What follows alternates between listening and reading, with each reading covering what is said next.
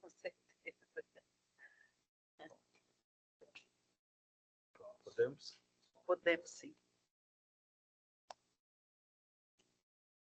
Excelentíssimo senhor desembargador,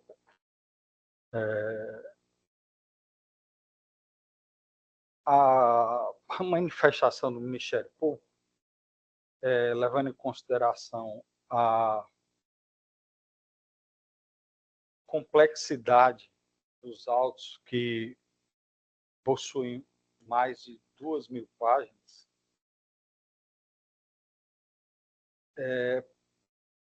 pede que o bom senso seja o nosso guia e, dito isso, levando em consideração que o parecer do Ministério Público está vazado entre as folhas 1622 e 1674, quer dizer, se o Ministério Público, esse representante do Ministério Público, fosse ler, né, e explicitar os argumentos aqui trazidos, certamente nós adentraríamos ao dia seguinte.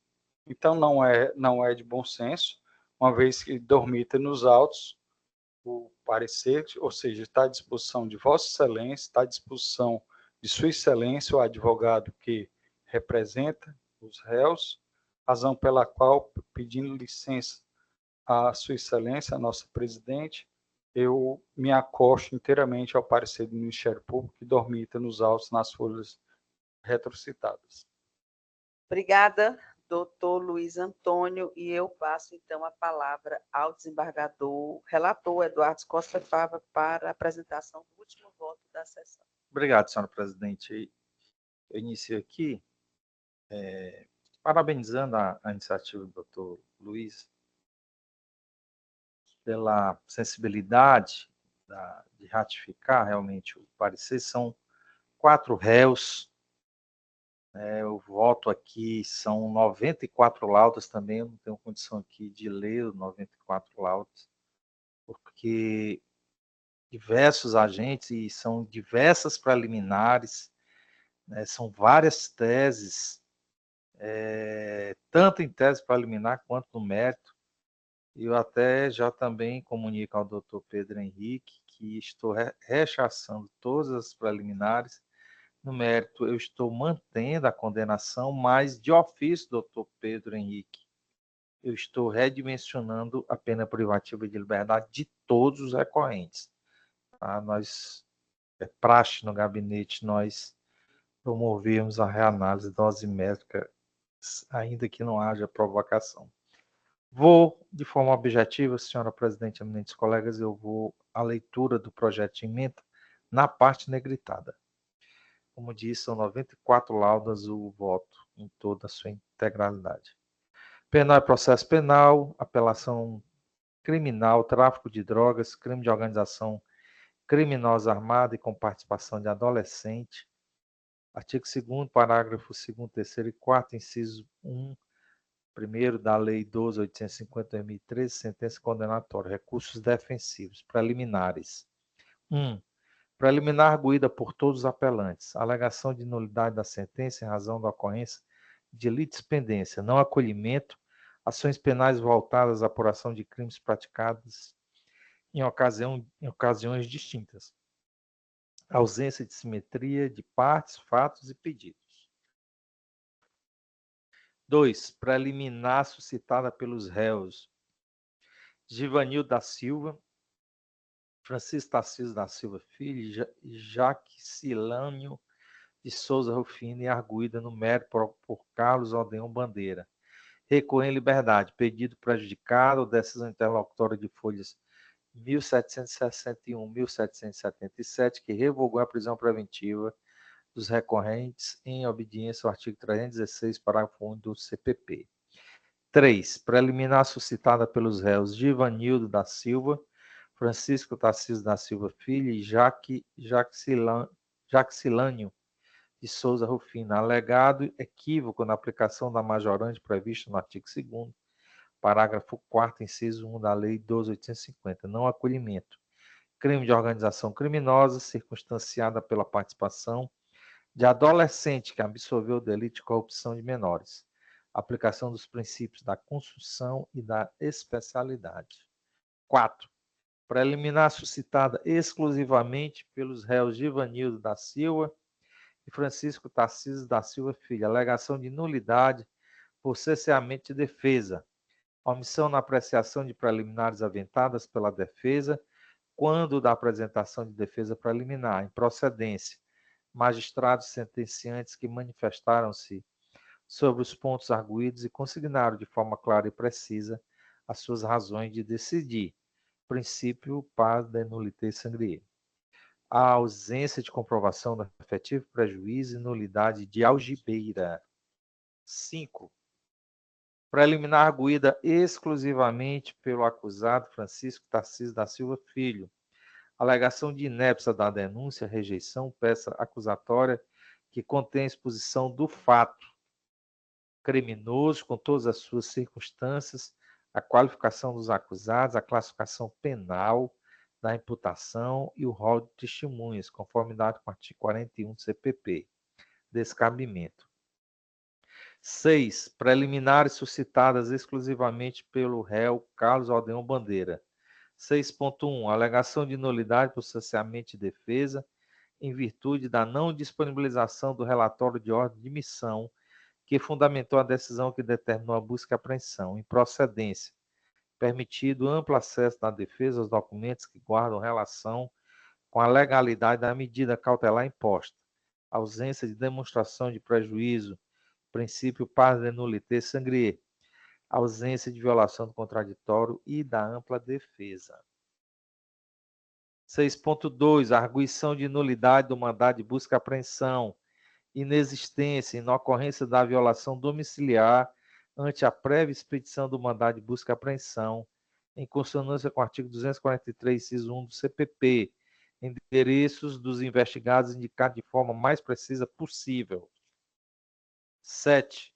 Preliminar arguída pelo réu Carlos Aldeão Bandeira e suscitada no mérito por Givanildo da Silva Jaxilânio de Souza Rufino e Francisco Tarcísio da Silva Filho.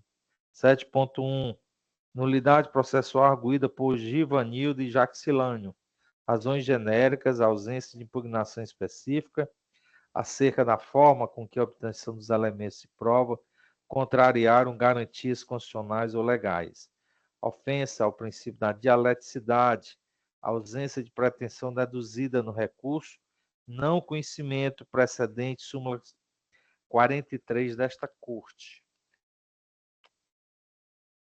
7.2. Ação policial, ingresso domiciliar sem mandado judicial, inocorrência. Garantia que não é absoluta, policiais que adentraram o imóvel do réu Carlos Aldeão em cumprimento de mandado de prisão. Apreensão de material ilícito, inexistência de legalidade, estrito cumprimento do mandado de prisão, ausência de ingresso ou busca no imóvel de Francisco Tarcísio. Apelante que foi de encontro aos policiais e confessou a prática delitiva, inexistência de legalidade, licitude das provas, condenação impositiva. Mérito. 8. Pleito exclusivo do réu Francisco Tarcísio da Silva Filho. Nulidade das provas, alegação de obtenção de provas mediante tortura, ausência de respaldo probatório nos autos, condenação do acusado por outras provas produzidas na instrução, rejeição necessária. 9. Pleitos em comum de todos os réus. 9.1. Absorção do delito de tráfico de drogas por ausência de provas e a tipicidade da conduta. Não acolhimento. Depoimentos policiais coesos com um conjunto probatório, meio de prova lícito, autoria e materialidade comprovadas, desnecessidade de desígnio para comercialização, tipo penal múltiplo, condenação mantida. 9.2, pretensão absolutória do delito de integrar organização criminosa com participação de menor, alegada insuficiência de provas, descabimento, contexto fático probatório que evidenciou a autoria e a materialidade delitiva, sentença prolatada em harmonia com os elementos de prova colhidos durante a persecução penal, sistema do livre convencimento motivado ou da persuasão racional, acervo probatório que autoriza a condenação. 9.3, pleito de decório das majorantes previsto no artigo 2º, parágrafo 2º, 3º e 4º, inciso 1 da Lei 12.850. Impossibilidade. Arcabouço probatório que demonstrou claramente o emprego de arma de fogo na atuação da organização criminosa, bem como a participação de adolescentes e a chefia exercida por Carlos Odeon. 10. Pedido formulado unicamente por Carlos Odeon Bandeira. Gratuidade judiciária, não conhecimento, suspensa a exigibilidade pelo colegiado da origem, ausência de interesse recursal. 11. Pedido formulado unicamente por Francisco Tarcísio da Silva Filho. Concessão da minorante do tráfico privilegiado, impossibilidade, condenação concomitante por integrar organização criminosa. Aí no 12 eu faço o reexame da dosimetria, também no 13, e de ofício redimensiona a pena privativa de multa também, valor que deve guardar a devida proporcionalidade com a pena privativa de liberdade imputada, incidência da súmula 61 do TJ, manutenção do regime inicial como fechado, incidência do artigo 33, parágrafo 2º e 3º do Código Penal, de sorte que os recursos são parcialmente conhecidos e, na sua extensão cognoscível, desprovidos. De ofício, redimensionada as penas privativas de liberdades para os seguintes patamares. Réu Givanildo da Silva, 13 anos e 3 dias de reclusão, acrescida do pagamento de 86 dias multa a ser cumprida em regime inicial fechado. Réu Francisco Tarcísio da Silva Filho, 10 anos, 10 meses e 4 dias de reclusão, acrescida do pagamento de 75 dias multa a ser cumprida em regime inicial fechado. Réu Jaxilânio de Souza Rufino, 13 anos, 1 mês e 20 dias de reclusão, acrescida do pagamento de 75 dias multa a ser cumprida em regime inicial fechado. Réu Carlos Odeon Bandeira, 17 anos e 3 dias de reclusão, acrescida do pagamento de 93 dias multa a ser cumprida em regime inicial fechado. É a proposta de voto. Obrigada, desembargador Eduardo Escossa Fava. Obrigada. Votam com Vossa Excelência os desembargadores Helder e Sérgio Parente. Desembargador Benedito Helder, como vota Vossa Excelência? Pois não, Excelência, eu ouvi atentamente aí o bem lançado relatório, voto, aliás, do desembargador Eduardo, e pude verificar que ele abordou e rechaçou todas as teses apresentadas pela defesa, de forma que eu acompanho integralmente o voto de Vossa Excelência. Obrigada, desembargador Helder. Desembargador Sérgio, como vota Vossa Excelência? Também acompanho, presidente. Obrigada, desembargador Sérgio. Eu anuncio o julgamento, decisão por unanimidade, recurso parcialmente conhecido e improvido. Doutor Pedro Henrique, obrigada pela presença de Vossa Excelência e até uma próxima vez, se a Deus assim nos permitir. Obrigado, Excelência. Boa noite a todos. Boa noite. Encerramos a nossa pauta e julgamos 194 processos hoje foram julgados. Algum requerimento? Eu tenho, presidente. Tenho também. Eu acho que é o mesmo. É o mesmo. É coletivo. Pronto. Não precisa nem dizer. Antiguidade é posto. Não, tranquilo. É uma menção, né, pelo seu aniversário. Muito obrigada. Renovando aqui os votos de muita felicidade. A senhora é uma pessoa muito admirada por todos nós. Então, propomos, não é isso? Acho que está no pensamento de todo mundo, menos a senhora, que não pode propor, dessa vez não. Mas acho que todos aqui, né, Ministério Público também. Só para lembrar que o Ministério Público foi que talhou, né, todo esse... Eu agradeço, eu já tive a oportunidade de agradecer. Essa semana, para mim, está sendo uma semana de muita felicidade mesmo, né? Desde segunda-feira que a gente comemora esse meu aniversário. Então, eu fico muito feliz, e repito o que eu disse agora há pouco.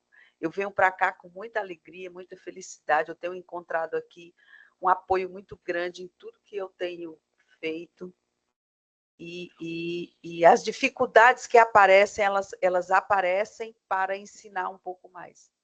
Então, é muita alegria mesmo, e eu agradeço demais a Deus e agradeço a companhia e o prazer de estar aqui toda semana com os senhores, as senhoras, com vocês, né? É muito bom, eu agradeço de coração e deixo aqui a minha disposição e a minha disponibilidade de colaborar incondicionalmente sempre naquilo que for preciso e que eu for chamada. Amém. Então, declaro encerrada a presente sessão, não sem antes agradecer a presença de todos. Já é bastante tarde, faltam quase 10 minutos para as 9 horas. Então, eu faço um agradecimento geral à presença e a Deus que nos permitiu estar aqui hoje. Um abraço, até a próxima, até segunda-feira, né? Temos sessão criminal segunda-feira. E amanhã nós dois temos sessão do órgão especial. Um abraço. Até mais. Também. Tem a reunião às 10 horas.